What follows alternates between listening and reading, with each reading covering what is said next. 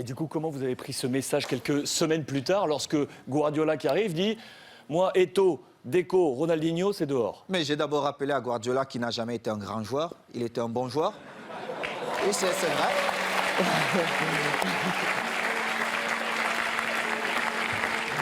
Mais c'est vrai. Je le lui ai dit.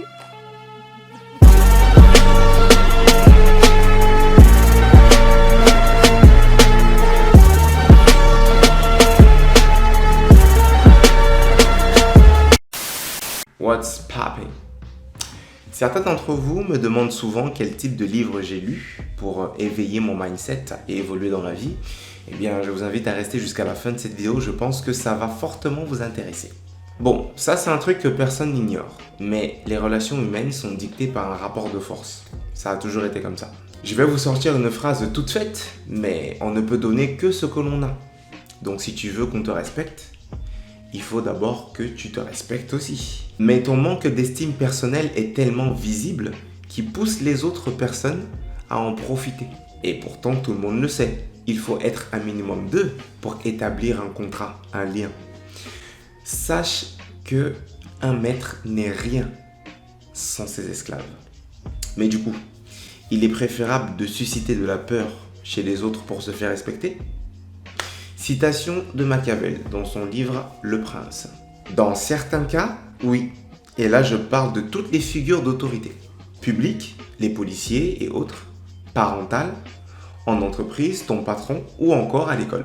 Ce qui nous effraie, c'est la sanction qu'on peut avoir. Et comme on se sent impuissant, ça nous fait beaucoup plus accepter la domination. Mais attention, méfiez-vous.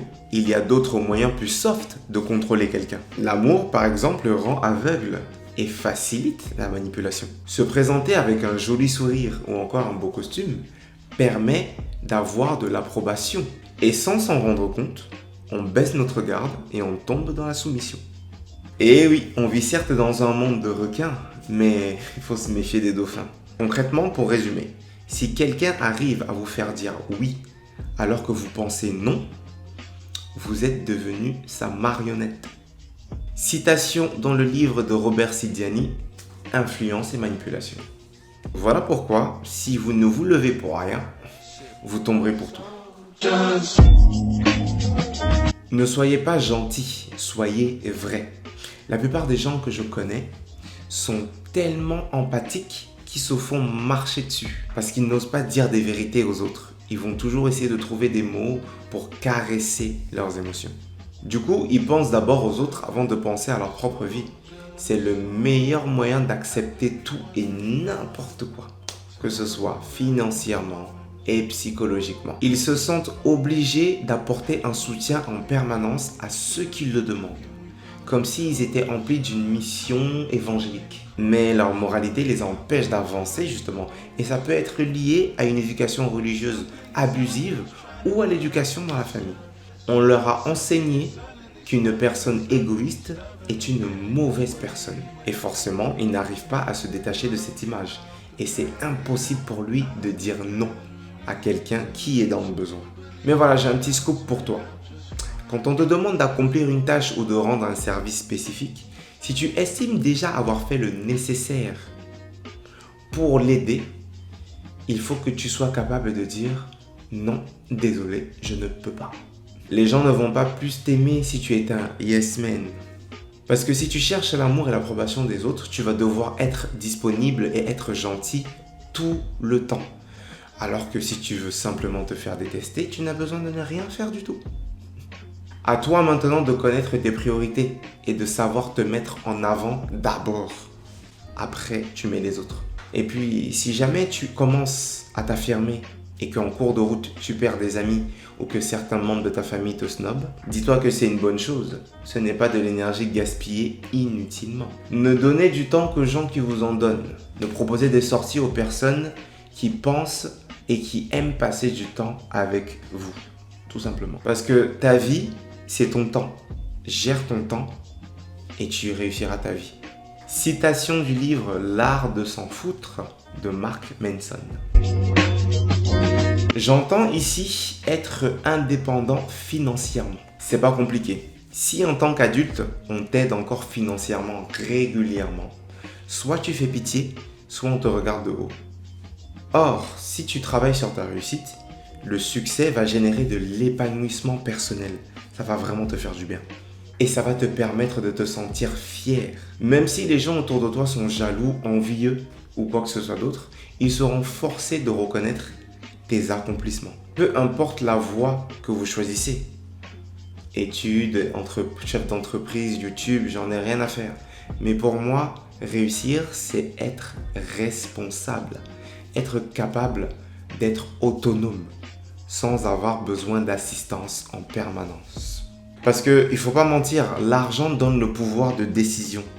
Ce n'est qu'un outil qui sert à ça. C'est pour ça que quand tu es petit, tu ne décides de rien. Parce que ce n'est pas ton argent. Tes parents décident dans quelle école tu vas, quel type d'activité tu vas faire, etc. Tu n'as pas de pouvoir. Et si tu ne prends pas des décisions pour toi, eh bien quelqu'un d'autre va le faire à ta place. Et ça, c'est évident. Et ça sera comme ça tant que vous vivrez sous le toit de vos parents. Mais quand tu auras toi-même ton pouvoir financier, tu pourras décider de ce que tu veux faire quand tu veux le faire. C'est ça aussi la liberté. Et c'est ça être quelqu'un de respectable.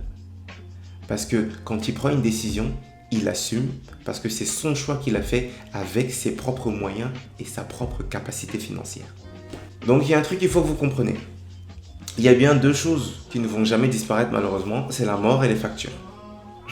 Il faut que tu sois sûr d'être capable de pouvoir payer tes factures, déjà, et pouvoir financer tes projets et tes activités. Pour tous les clubs. Vous êtes resté 1 an avec Pep. Je vais vous dire. Alors, il joue, je suis au banc de touche. Quelques jours plus tard, on joue contre une équipe de Mexico, Chivas. Et il a le malheur de me donner 20 minutes. Et je crois qu'il pouvait se tirer une balle dans la tête. Et les 20 minutes, je marque 3 buts. On revient à New York contre Red Bull. Bon, il se dit, bon, voilà. Il me renvoie dedans, je marque encore 3 buts. Déjà, premièrement, l'autodérision, c'est une des choses les plus importantes. Parce que comment est-ce qu'on va pouvoir se moquer de toi alors que tu as déjà montré dès le départ que peu importe ce qu'on peut dire sur toi, ça ne t'atteint pas. Puisque tu en rigoles toi-même. Parce que les premiers contacts, c'est comme ça. Les gens vont souvent essayer de chercher la petite bête, vous titiller, pour voir jusqu'où ils peuvent aller afin d'établir justement le rapport de force dans la relation. Dès le début, il faut fixer les limites et dire les choses que vous n'appréciez pas. Parce que si vos adversaires ne savent pas de quoi vous êtes capable quand ils vous énervent, eh bien, ils vont prendre le risque de chercher à vous énerver. Citation des 33 lois de la guerre de Robert Greene. Deuxième point important, changez votre focus. Ne soyez pas obsédé par vos imperfections. C'est très important. Parce que comme dirait un de mes rappeurs préférés, ne laisse pas tes complexes te mettre à l'amende.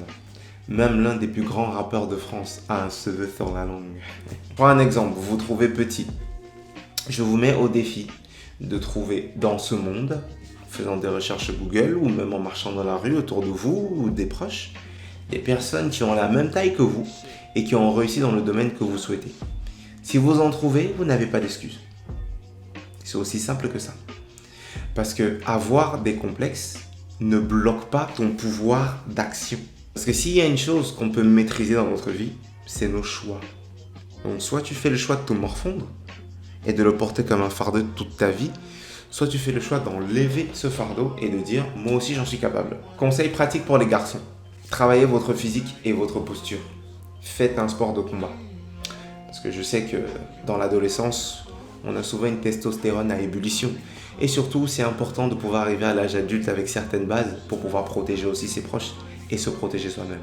Généralement, vous savez pourquoi on appelle une dispute une embrouille? Parce qu'en fait, c'est un dialogue de sourds. Tout le monde va avoir le dernier mot. Dans ce genre de situation, il faut plutôt écouter que de crier en face de son interlocuteur. Parce que ça permet de mieux cerner le problème et de répondre uniquement en fonction de la situation qui a été posée. Voici mes astuces. Je laisse la personne parler et je lui dis « c'est bon, tu as fini, je peux y aller ?» Et si elle continue, je l'écoute. Mais j'ai déjà mon argument et j'ai déjà mon idée. Et comme je vais l'écouter, et si jamais elle rebondit sur quelque chose ou elle rajoute quelque chose, ça va me permettre de mieux répondre encore. Donc j'attends. Et dès qu'elle a fini, je dis, c'est bon, maintenant je peux parler, on peut faire un dialogue. Ça va lui montrer que vous êtes là pour échanger et ça va lui montrer que c'est une personne irrespectueuse parce qu'elle ne vous laisse pas la parole pour exprimer votre point de vue. Donc elle va se sentir mal élevée et bête. Premier point. Deuxième astuce, je dis toujours cette phrase, ne me fais pas dire ce que je n'ai pas dit. Surtout quand les gens essaient souvent de dévier, hein. On les connaît ce genre de personnes. Donc si quelqu'un reprend vos propos en essayant d'ajouter n'importe quoi, vous les recoupez juste à cette occasion. Ne me faites pas dire ce que j'ai pas dit. Moi, je parle de cette situation. Et vous recentrez le débat à chaque fois. Non, c'est pas ce que j'ai dit. Moi, je parle de ça. J'ai pas aimé ça. Toi, tu me parles d'un dossier qui date de 90. Moi, je te parle de ça. Recentrez toujours le débat, recentrez la situation et faites-les comprendre que vous n'allez pas flancher. Et si jamais la personne s'obstine et veut avoir raison, vous lui dites, eh bien écoute, je suis ravi d'entendre qu'on est d'accord sur un désaccord. En soi, vu qu'on ne va jamais s'entendre, je te souhaite une excellente soirée. Et vous partez. Je pense que les plus malins d'entre vous l'ont compris. Mais c'est dans la vidéo que je vous ai introduit les livres qui ont changé ma vie et ma perspective des choses. Mais je tenais aussi à rajouter un point important. L'apprentissage, c'est très important. Et c'est très bien pour se forger mentalement. Mais avoir confiance en soi, ça se gagne sur le terrain. Ça sera toujours comme ça. Parce que ce sont les petites victoires qui vont vous redonner de la fierté personnelle et qui va vous permettre de prendre plus d'action dans votre vie. Donc lire des livres, regarder des vidéos YouTube de Red Pill, acheter des formations, faire je sais pas quoi, etc. C'est bien, ça va vous forger. Mais c'est pas ça qui va vous apporter des résultats. Donc ne restez pas dans la masturbation intellectuelle stérile. Allez dehors et affrontez la vie. C'est ça qu'on appelle des personnes matures et sages. Parce que ce sont des personnes qui ont échoué, qui se sont relevées et qui ont compris. Parce qu'il ne faut pas oublier qu'il y a des personnes très intelligentes qui gâchent leur vie et qui ne réussissent pas. Vous savez pourquoi? Parce que ce sont des perfectionnistes qui attendent le bon moment, qui attendent d'avoir toutes les informations, qui veulent une probabilité 100%. En tout cas, comprenez que la base de toute bonne relation, c'est l'amour-propre. Basique. Mais du coup, à toi de trouver ce dont tu as manqué quand tu étais plus jeune pour justement bâtir ta personnalité et retrouver ton estime personnelle. Simple. Mais ça, c'est un truc que j'ai remarqué. Vous pouvez dépasser les bornes avec une personne que vous aimez et une personne que vous détestez. Mais jamais avec une personne que vous respectez.